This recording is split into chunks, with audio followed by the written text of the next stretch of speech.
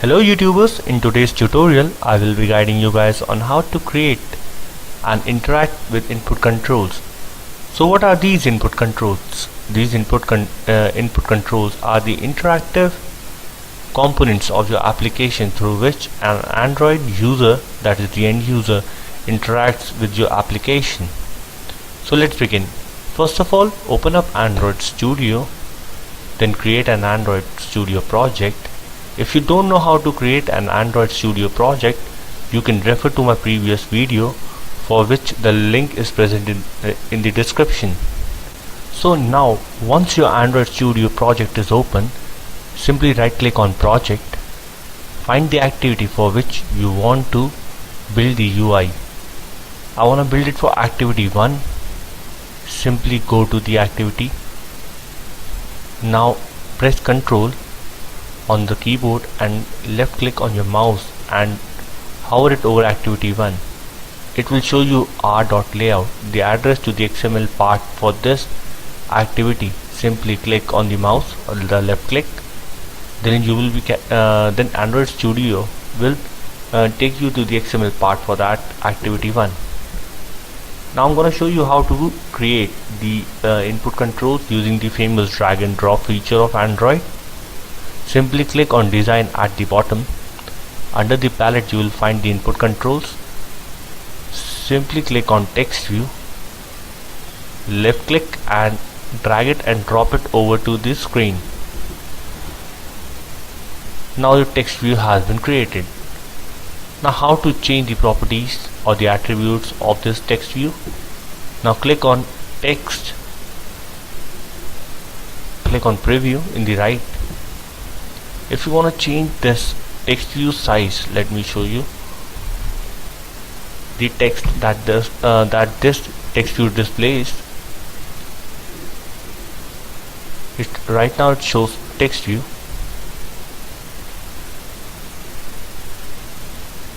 Change the text property of this text view and type in hello.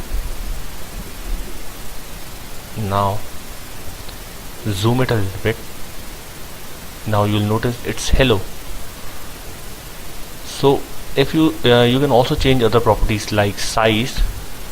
Simply type in size, text size, can provide any value to it, like I'm going to provide 20 dp. Now the size has increased. You can further increase it to 30. Yes. Like this hello is hard coded, you can also provide a string to it. Press Alt and Enter simultaneously, then click on extract string source, then type in the value, click on OK, and hence the corresponding string value has been created into the res values strings.xml. You will notice it's here in the strings. Okay, so after this I'm going to show you how to create a button. The button is the part where you click on simply login, like a login button. You can also change its text. Type in change text. Do make sure that you provide 3 most important things to every input control, that is width, height and ID. I'm going to show you how to use this ID later in this video. In order to create a button, all you need to do is create on design, go to the palette, click on this button, then again drag and drop it over to the screen, and here is it. Your button has now been created. Go to text, type in the text in the button that you want to provide. I'm gonna give it a name, change text. Now I'm gonna show you how to use these IDs. Simply click on the ID, then press Shift and F6 together. Now you can provide a meaningful name to this text like hello text. Press on refactor. Now you'll see that the name has changed here. You can also change the reference by simply right clicking over this ID, going to refactor, rename. Now let me change this as well by pressing Shift and F6 simultaneously. I'm gonna provide it a name, change text button. Press enter. Now the refactor has been done. Now how to use these IDs? You can go to the Java part of this XML, create two variables. One will be a text view,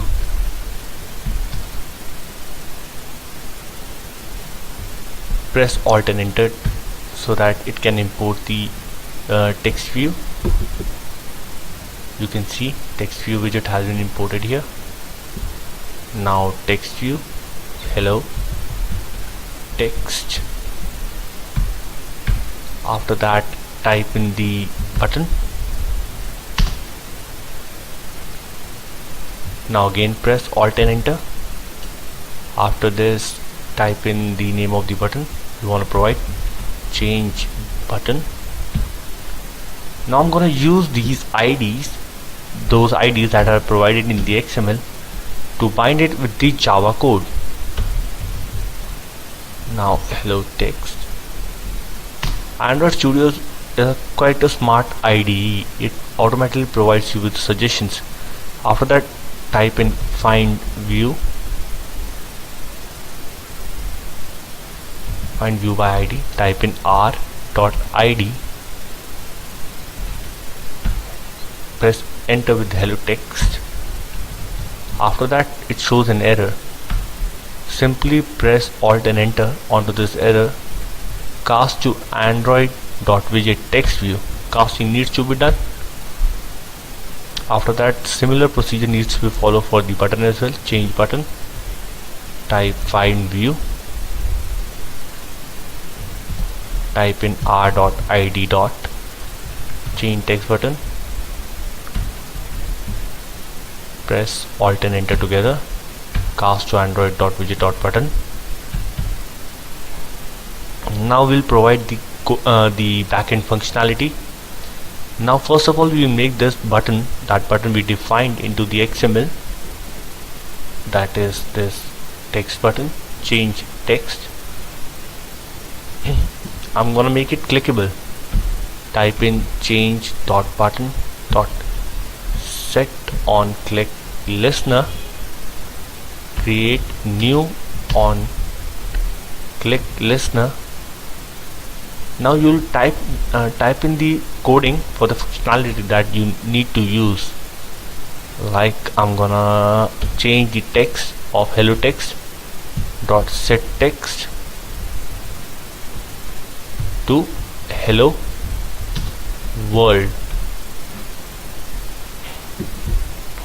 Now in order to test this application, we will start the emulator, Android emulator that I showed you how to create in the previous tutorial. You can find the link of the previous tutorial in the description box.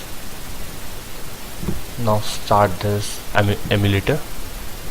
Just wait a while the emulator starts up.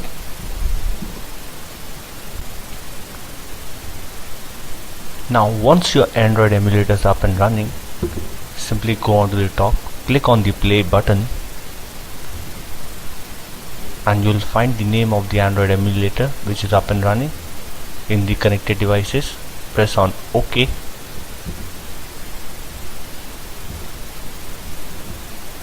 Now Android Studio will start the Gradle engine to build an APK file which would be deployed over the Android emulator. Now once your application has built successfully, you will get a message at the top, Gradle build finished in 2 minutes and 5 seconds. Open up the emulator, you will find a screen something like this. Now if we look into the Java code, you will find that on click of this change button, we have simply changed the hello text to hello world. Now let me show you the functionality over the Android emulator. On pressing of this change text, this change text button, the text view simply changed from hello to hello world.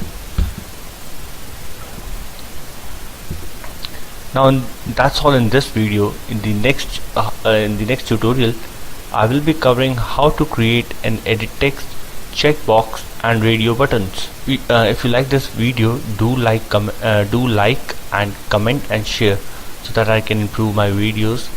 And if you still face any issues with Android development, you are free to contact me on droidtechnicians@gmail.com. Bye bye.